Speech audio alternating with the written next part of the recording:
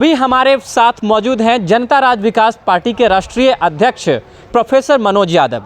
आज हमारी इनसे खास बातचीत होगी क्योंकि इन्होंने भी नामांकन अपनी पार्टी की तरफ से किया है और यहाँ से सांसद प्रत्याशी के रूप में चुनाव में यहाँ पर चुनावी मैदान में आए हैं। तो आइए इनसे बातचीत करते हैं।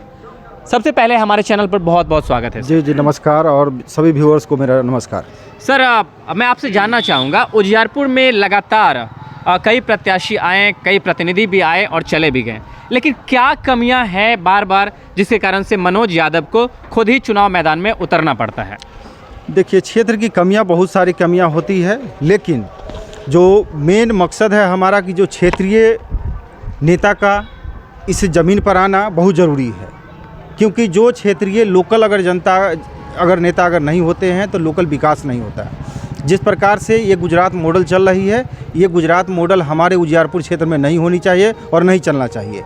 और जो जिस प्रकार से अभी मैं देख रहा हूँ जो विकास का, अभी हम पूरे क्षेत्र में छः विधानसभा में हम भ्रमण कर रहे हैं और उसमें जाने के बाद मुझे नहीं लग रहा है कि यहाँ पर कोई लगातार 10 साल से सांसद है, और जो क्षेत्र का बदहाली देख के हमें नहीं लगता है कि यहाँ 10 साल के सांसद और 5 साल के मंत्री के रूप में अगर यहाँ के प्रतिनिधि अगर है तो उसका ये क्षेत्र नहीं हो सकता है, इतना बदहाल नहीं हो सकता जी। लेकिन सर, काम की बात करें तो क्या क्या कमियां हैं जिसके बारे में आप बताएं कि मुख्य काम जो अभी तक हुआ नहीं और उसे करने की बहुत ही ज़्यादा ज़रूरत है, बुनियादी काम के बारे में बताएं। देखिए, एक तो है कि जो राष्ट्रीय लेवल पर जो शिक्षा का जो माहौल बना दिया गया है, शिक्षा का जो टीचरों का जो माहौल बना दिया गया है, वो मुझे लगता है कि एक डेली वेजेज मजदूर की तरह उसको बना दिया गया है।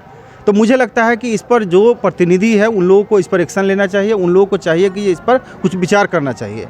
और ये तो शिक्षा की बात रही। स्वास्थ्य के मामले में जो ब्लॉक लेवल पर जो स्वास्थ्य केंद्र है उसको भी सुचारू रूप से चलाने के लिए पंचायत लेवल पर है, और हमारी तो प्राथमिकता है कि जो गाँव लेवल पर स्वास्थ्य व्यवस्था को मुहैया कराने का दायित्व होनी चाहिए सांसद को। जी अच्छा सर, अगर हम शिक्षा स्वास्थ्य की बात करें, लेकिन बेरोजगारी भी एक सबसे बड़ी समस्या है। बेरोजगारी और जो पलायन यहाँ से होता है, जो यहाँ के मजदूर होते हैं या फिर यहाँ के जो निवासी होते हैं वो बाहर जाते हैं मजदूरी करने के लिए, और इसके कारण से कई सारी कठिनाई भी आती है जब कोई आपदा आती है। इस पर क्या विचार है आपका? देखिए, यही कारण है जो बोलते नहीं है, लोग बोलते नहीं है। जिस प्रकार से कि यहाँ से पलायन करके अगर गुजरात में जाते हैं तो आज के डेट में गुजरात की सरकार चल रही है, जिसके कारण यहाँ के गुजरात में अगर बच्चों को तकलीफ भी होती है तो यहाँ के कोई सांसद हो, विधायक हो, बोलने के लिए राजी नहीं है जी। तो मेरा मानना है कि इस पलायन को रोकने के लिए जब तक हम समान रूप से अगर हम इंडस्ट्री नहीं लगाएंगे, हर जगह पर हम रोजगार मुहैया नहीं कराएंगे, तब तक तो पलायन चलता रहेगा।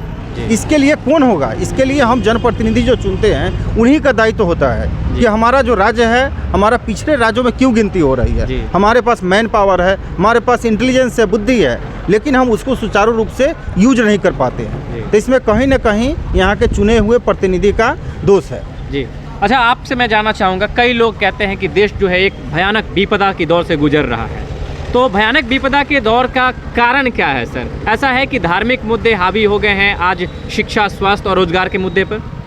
देखिए, जहाँ तक दूसरे क्षेत्र में भागने का है या माहौल को अलग रास्ते पर ले जाने के लिए आप इस चीज़ को, वर्ड को यूज कर सकते हैं जी, लेकिन ऐसा नहीं है। हमारा देश आज से नहीं है, हजारों लाखों साल से हमारा देश ये है और रहेगा। रह गई बात कि बीच बीच में जिस प्रकार से लोग आ रहे हैं वो जनता को गुमराह करके, मिस गाइडलाइन करके, और जनता को दूसरे क्षेत्र में वो धक्का दे रहे हैं, फोर्स कर रहे हैं कि तुम ऐसे करो। लेकिन मेरा मानना है कि जी यहाँ भाईचारे का जो माहौल बनते हुए शुरू से आते गया है, उसी में हम लोग को उसी तरह से आगे की ओर बढ़ना चाहिए। किसी एक धर्म को दूसरे धर्म से लड़ाना, किसी एक आदमी को दूसरे आदमी से लड़ाना, मुझे लगता है कि ये इस तरह से देश का विकास नहीं होगा, राज्य का विकास नहीं होगा और वह नीचे की ओर जाएगा। आपके कार्यालय के सामने में मैं मौजूद हूँ, पीछे कार्यालय आपका दिख रहा है।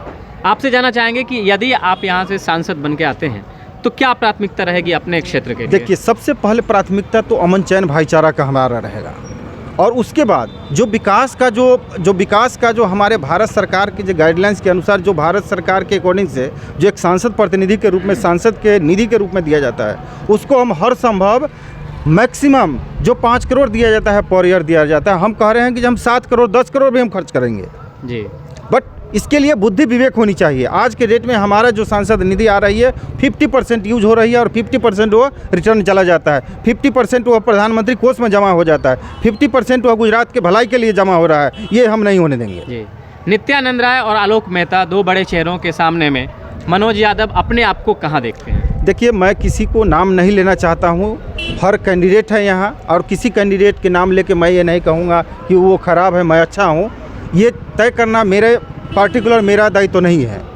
ये तय करना हमारे यहाँ के जनता भाई है, बहन है, माता है, बहन है, उनकी दायित्व है कि वो देखे कि अगर हमारे क्षेत्र के विकास के लिए अगर नित्यानंद राय सही है तो उनका चुनाव करें, हमें कोई आपत्ति नहीं है। अगर उनके विकास के लिए अगर मैं मानता हूं कि जो ये दोनों तीनों चारों जितने भी अब 13 उम्मीदवार है, उसमें मैं अपने आप को मानता हूं कि मैं बेहतर उम्मीदवार के रूप में हूं और बेहतर मैं कार्य करके दिखाने के लिए तैयार हूं। जी सर, जाते जाते अंतिम में आपसे जानना चाहेंगे, आपका क्षेत्र उजियारपुर, कहाँ तक आपकी लहर चल रही है और क्या लगता है कि कितने मतों से आपकी विजय प्राप्त होगी? देखिए, इस क्वेश्चन का जवाब मैं नहीं, ये जनता देगी जी। लेकिन जहाँ तक मैं जो घूम रहा हूँ, जो मुझे प्यार मिल रहा है, आशीर्वाद मिल रहा है, मैं अपने आप को मानता हूँ कि जब मैं इस क्षेत्र के विकास के लिए मैं आगे बढ़ चुका हूँ और मुझे आशीर्वाद मिलेगा। जी। अंतिम में जाते जाते अपने उजियारपुर क्षेत्र की जनता के लिए दो शब्द कहें सर। मैं उजियारपुर क्षेत्र के जनता के लिए यही अनुरोध कर रहा हूँ, आग्रह कर रहा हूँ कि जो आगामी जो 13 तारीख को जो चुनाव मतलब वोटिंग हो रही है, उसमें सभी जाति धर्म के लोग आके आगे बढ़ चढ़ के भाग ले और 6 नंबर पर जो कैंची छाप है जनता राज विकास पार्टी के उम्मीदवार प्रोफेसर मनोज यादव के नाम पर आप वोट कीजिए।